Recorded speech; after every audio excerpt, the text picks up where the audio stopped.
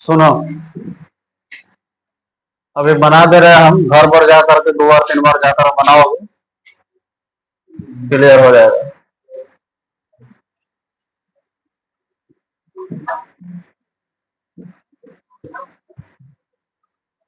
देखो दिया हुआ है पहला सवाल, 2x-1 7 3 x समांतर श्रेणी में है तो x का मान बताए। समांतर श्रेणी में कब होता है? जब सर्वांतर बराबर होता है। इसको घटाओगे तो d1 निकलेगा, इसको घटाओगे तो क्या निकलेगा? d2 निकलेगा। तो d1 बराबर क्या होगा? d2, क्योंकि सर्वांतर में है, मतलब एपी में है, तो सर्वांतर क्या होगा? बराबर होगा। 7 माइनस 2x-1 सर्वांतर कैसे निकालते हैं? अगला पद में से उसके ठीक पहला वाला पद घटाते हैं। फिर d2 कैसे निकालोगे? 3x-7 निकालो। 7 बाहर माइनस रहता है तो अंदर के चिन्ह बदल जाता है। 2x प्लस 1 बराबर में 3x-7। अरे होगा कि नहीं होगा? है 7 1 8, आइए 7 इधर आकर के जुड़ गए तो 3x और उधर जाएगा के 2x, तो 5x इज इक्वल टू 15, 5 3 15, तो x का मान कितना आ गया? 3। x का मान कितना आया? 3। बोलो समझ में आया? अरे आया कि नहीं? वही बार से बैठ कर कथी कर रहे हो? इतना आसान सवाल नहीं बन रहा है, मिटा दे इसको, समझ गए ना?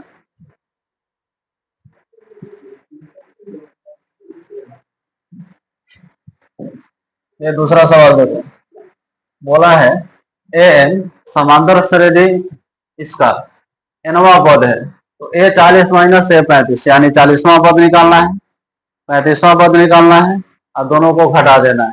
तो a 40 माइनस a 35 निकल जाएगा। अरे निकल जाएगा कि नहीं निकल जाएगा? निकल जाएगा। तो एन क्या है? ये क्या है? समांतर श्रेणी का nवां पद है, अंतिम पद है।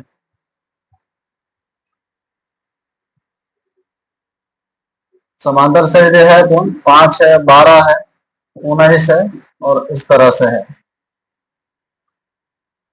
इसमें a दे दिया 5, d निकालोगे 12 माइनस 5, तो d का मान 7। ये an का nवां पद है, फालतू में इसकी जरूरत है ही नहीं। हम निकालेंगे क्या? a 40 और माइनस a 35 डायरेक्ट निकाल दो फॉर्मूला। a 40 का क्या फॉर्मूला होगा? a प्लस 39d और माइनस में a 35 का फॉर्मूला a प्लस 34d होगा कि नहीं होगा? तो a प्लस 39d और माइनस में a माइनस 34d, दिस और दिस कैंसिल। अरे गया कि नहीं गया? तो 39d और माइनस में 34d क्या बचेगा? 5d बचेगा। अरे बचेगा कि नहीं बचेगा? 5d बच जाएगा। अब d का मान डाल दो, d का मान पहले से निकाले चुके हैं, a 40 minus a 35, 5 Guna d का मान कितना आ जाएगा? 7, तो 7 बचे 35 हो गया आंसर। ये पूछा हुआ क्वेश्चन सारा अभी जितना हम दिए है टोटल क्वेश्चन प्रीवियस ईयर में पूछा हुआ है, और ये नहीं बन रहा है तो ये उम्मीद मत करो कि इससे आसान सवाल आएगा। ठीक है, आया समझ में? अरे समझ में आ रहा है? वीडियो भी हम रिकॉर्ड कर दे रहे हैं, और मर्जी होगा तो घर पे रोक करके देख लेना। भोंसू आदमी जिसका दिमाग में भूसा भरा हुआ उसके लिए हम बोल रहे हैं, नहीं तो जो समझने वाला हो तो अभी ये समझ जा रहा है। तीसरा क्वेश्चन, एपी के प्रथम एन पदों का योग 4n² प्लस 2n है, तो एपी का डी निकाले, मतलब सर्वांतर निकालना है। अब इसको दो तरीका से बना सकते हैं। ये एसएन दिया है तो एसएन से पहले एनवा पद यानी एन निकाल लो। एनवा पद निकालने का हम फॉर्मूला बताए थे, एसएन माइनस एसएन माइनस 1, इससे निकाल लो। नहीं तो एक और तरीका है जो उस तरीका से वो बनाया था। एसएन दिया हुआ है तुम्हारा कितना? एसएन दिया हुआ है 4n² plus 2n, 4n² plus 2n। ठीक है, इससे बना सकते हो। अगर n का मान 1 लेंगे तो पहले प्रथम एक पदों का योग निकलेगा। n का मान क्या लेते हैं 1, तो S1 बराबर 4 गुना 1 का स्क्वायर प्लस 2 गुना 1, तो 4 और 2 6, यानी S1 कितना निकला 6। एक पदों का योग बोलो तब या प्रथम पद बोलो तब, एक ही चीज है। अरे एपी के बहुत सारा पद है, उसमें पहला पद का योग बोलो तब या एक पद पहला पद बोलो तब, एक ही चीज है। जैसे 2 है, 4 है, 6 है, 8 है, इस तरह से तुमको देखने को मिलेगा। मान लेते हैं पहला पद बोलो तब या प्रथम एक पदों का योग बोलो तब, आएगा तो 2 ही, यही ना आएगा। एक काम और करो, हम S2 निकाल लेते हैं, यानी 2 पदों का योग। n का मान क्या डालोगे 2, 2 का स्क्वायर 2 गुना 2, ये हो जाएगा 16 और ये हो जाएगा 4, तो 20। तो ये 2 पदों का योग हो गया। अभी बोले थे 2 है, 4 है, 6 है और 8 है, इस तरह से। पहला पद कौन था 2, चाहे प्रथम एक पदों का योग कितना हो गया 2, अब प्रथम 2 पदों का योग कितना हो गया 6। इसमें से तुम घटा दोगे, 6 में से 2 गया 4, तो तुमको नहीं लग रहा है दूसरा पद निकल गया। तो 2 पदों के योग में से प्रथम एक पदों का योग हटा देंगे तो दूसरा पद निकल जाएगा, नहीं निकल जाएगा? इस सोचने से होगा, नहीं तो वो तरीका हम बता चुके हैं एन निकालने का। एन निकाल के वहां निकाल सकते हो, यहां से दूसरा पद निकालोगे S1 बोलो तब, यही क्या हो गया A1। यहां से A2 निकालोगे तो क्या होगा S2 में से S1 घटा दोगे, तो ये 20 है और ये 6 है, तो कितना बच गया 14, यानी दूसरा पद निकल गया। और सर्वंतर तुमको पता है, सर्वंतर निकालने का क्या तरीका है A2 माइनस A1 और A2 माइनस A1, तो 14 और माइनस A1 कितना है 6, दैट इज 8। आया कि नहीं आया? हाँ, वो वाला तरीका है। एसएन दिया रहेगा तो एन यानी अंतिम पद निकालने का फॉर्मूला है एसएन और माइनस एसएन माइनस 1। एसएन निकालो फिर एसएन माइनस 1 निकालो और घटा दोगे तो अंतिम पद निकल जाता है एनवा पद। बात समझे?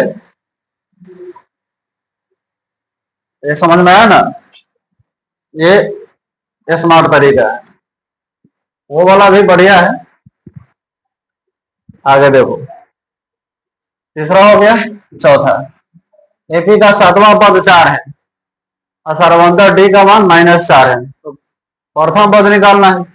जो दिया है उस पर काम करो। 7वां पद 4 है, A7 कितना है 4 है, तो फॉर्मूला होता है A plus 6D, A plus 6D और उसका मान दिया है 4।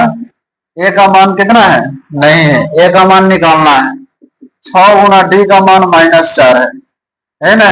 तो ये बराबर 4 इधर जाकर 24, तो कितना हो जाएगा 28। ये तो सिंपल सा सवाल है, बनाई थी। अरे ये सवाल बनाई थी, दिमागे में है तो कहां से बनाओ? फिर ननकार वाला बनाया था है? अभी एक थरिया भात दे देगा तो 2 मिनट नहीं लेगा, साफ कर दे। इतना आसान सवाल नहीं बनना है। हाँ तो कहीं 5वां, एपी एपी दिया हुआ ये √18 √50 √98 √162 सर्वंतर निकालना है।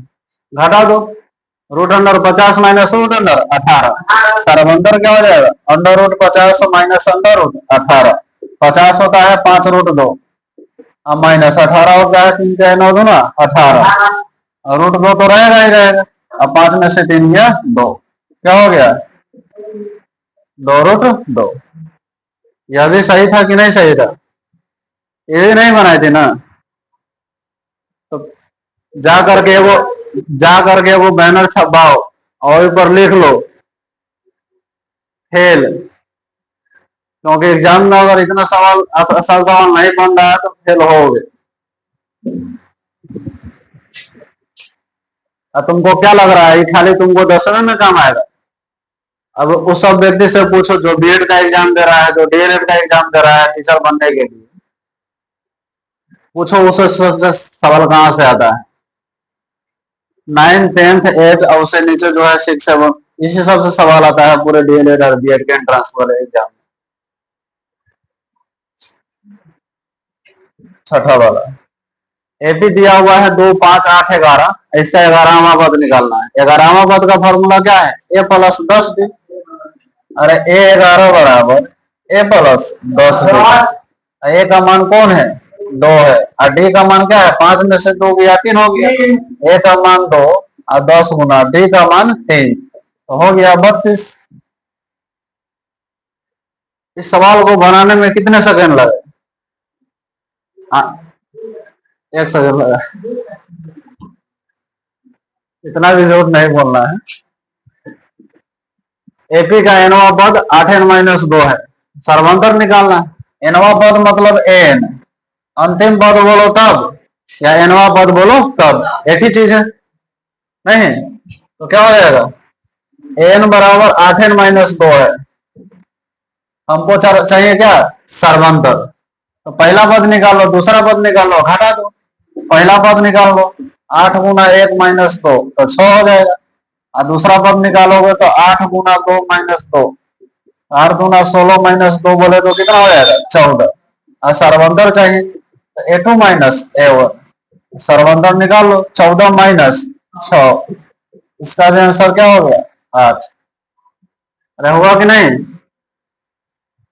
इससे आसान सवाल आने की उम्मीद बिल्कुल नहीं करना, क्योंकि एग्जाम में इससे आसान सवाल नहीं आएगा। ठीक है, इससे आसान सवाल एग्जाम में नहीं आने वाला है। अब निर्देशांक विधि वाला सॉल्व करा देते हैं। अब घर पे जाके इसको 4 बार 5 बार बनाओ, जिसके दिमाग में भूसा भरा हुआ है।